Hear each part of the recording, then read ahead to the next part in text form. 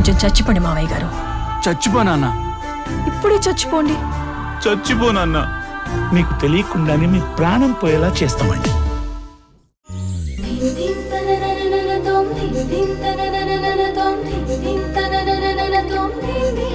అమ్మా ధ్రువ, అమ్మా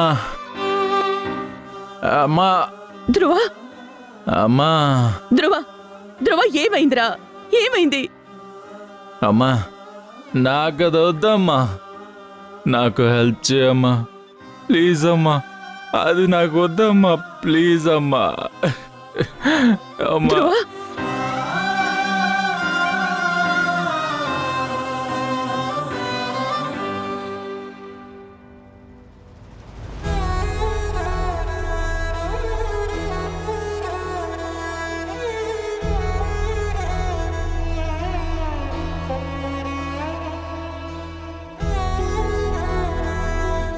ధ్రువ, అమ్మ ప్లీజ్ అమ్మా.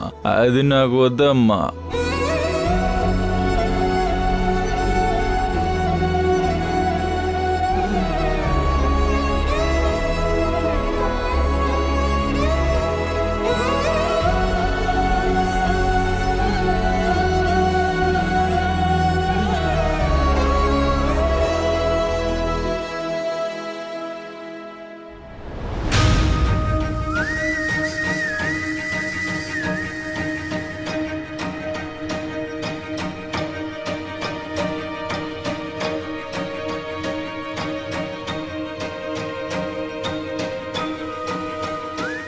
సుజా,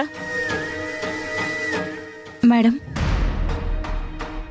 నిన్న నందితకి ఆరోగ్యం బాగోనప్పుడు గుడికి తీసుకొస్తానని మొక్కుకున్నాను. ఇప్పుడు తను కొంచెం బాగానే ఉంది కదా, ఒకసారి తనని తీసుకుని గుడికి వెళ్ళు. చంద్రన్నకు కూడా చెప్పాను. అలాగే మేడం.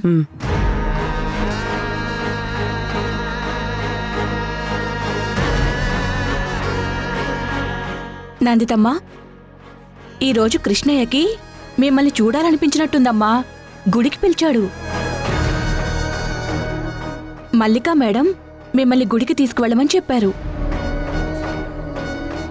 బయట చంద్రన్న ఉన్నాడంట. వెళ్దామా? ఇంత సడన్ గా మొక్కు తీర్చుకోవడానికి పంపించడం ఏంటి? ఎన్ని రోజులుగా ఒక్కసారి కూడా చెప్పలేదు.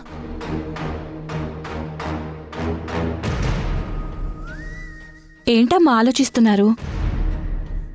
వెళ్దామా?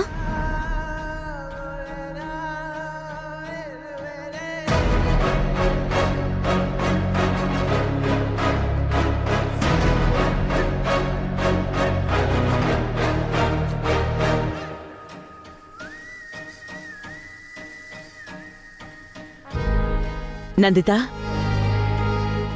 మనం ఎప్పుడూ వెళ్తామే. ఆ వెంకటేశ్వర స్వామి గుడికి వెళ్ళిరండి. అది ఊరి చివరుందిగా. ఇంతసేపు నన్ను బయటికి పంపిస్తుందంటే ఇంట్లో ఏదో పెద్ద ప్లానే చేసుంటుంది. సుజా, జాగ్రత్తగా తీసుకుని వెళ్ళు. అలాగే మేడం.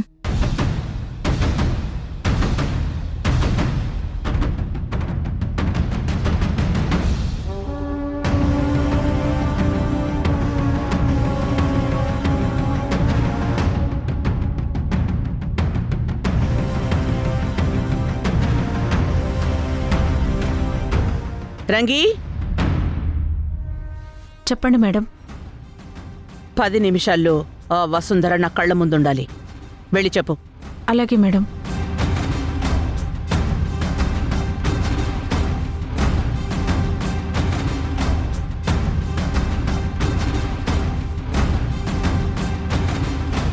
మేడం మిమ్మల్ని రమ్మంటున్నారు.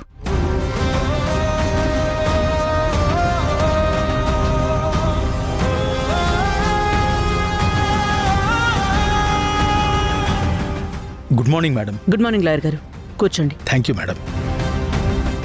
ఎలా ఉన్నారు మేడం? నందిత మేడం బాగున్నారా?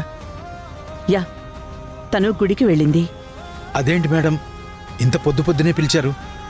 కేసు ఆల్రెడీ మనకి ఫేవర్గానే ఉంది మేడం.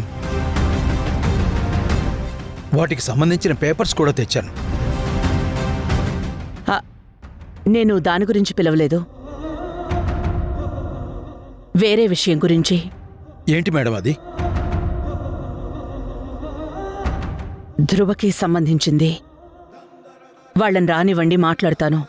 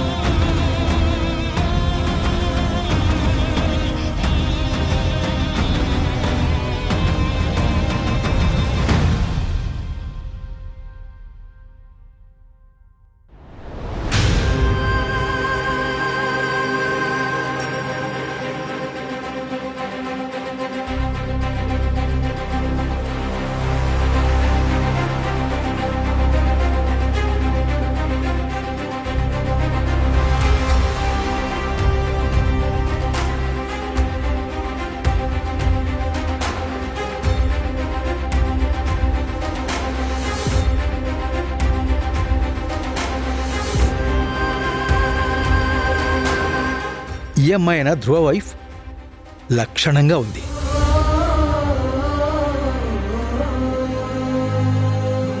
సారీ మేడం, నాకు మీ పెళ్లికి రావడం కుదరలేదు. నా పేరు షణ్ముఖమ్మ.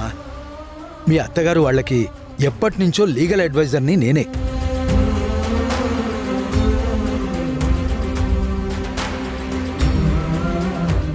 నమస్కారం అండి. నమస్తే అమ్మా.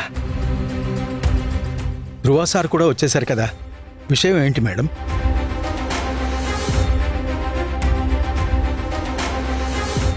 నువ్వే చెప్పు ధ్రువ.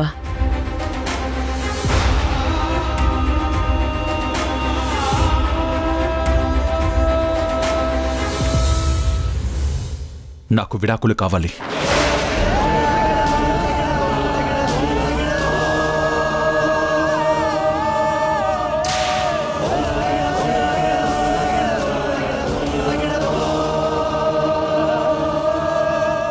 అదేంటి, మీకు పెళ్ళయ్యి 2 నెలలే అవుతోంది, అప్పుడే విడాకులా?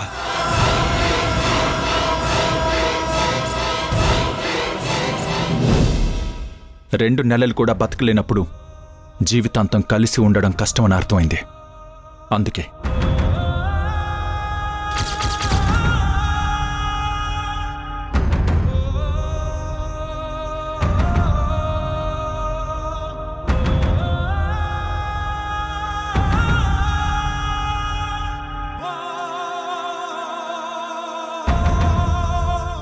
బాబు, తప్పుగా అనుకోకండి. ఈ రోజుల్లో విడాకులు అన్న మాట చాలా తేలిగ్గా అనేస్తున్నారు. కానీ అది చాలా పెద్ద విషయం.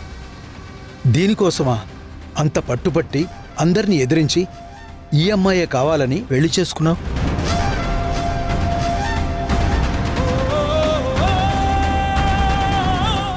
అంత చేసిన వాణ్ణి వద్దు అంటున్నానంటే నా కారణాలు నాకుంటాయిగా.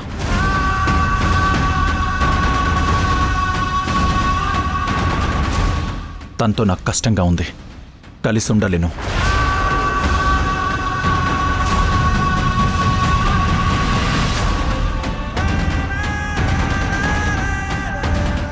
అయినా విడాకులనేవి అడగంగానే కోర్టు ఇచ్చేది. అది కూడా మనసులో పెట్టుకోండి.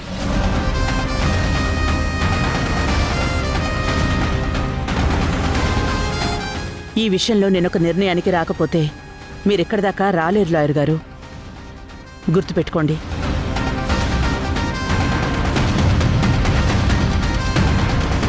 అన్నీ ఆలోచించే ఈ నిర్ణయం తీసుకున్నాను.